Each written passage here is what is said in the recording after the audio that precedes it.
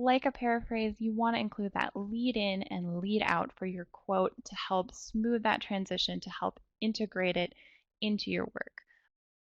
And in fact, I think it's more effective to use a quote in the middle of a sentence as part of a larger sentence. And the reason for that is that when you have just a quote by itself kind of plopped into your paper, it's sort of like if you were having a conversation with someone and another person came in and just started, and then they just said something to you and then they left. And you wouldn't know who they were, why they were there, how what they were saying really related to what you were talking about. So you as the author need to kind of ease that person into the conversation if you're having them as a quote in your work.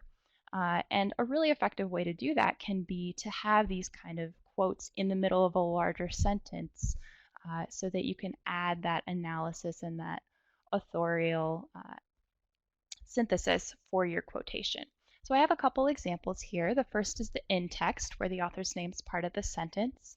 So you can see there we have a continued thought after the quotation that kind of explains the conclusions that this writer would like the audience to draw from that quote.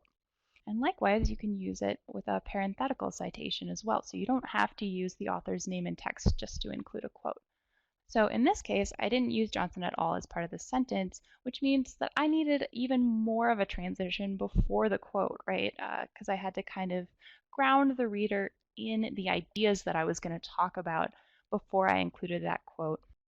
So those are a couple different options for having that quote in the middle of a larger sentence to create that kind of lead in and lead out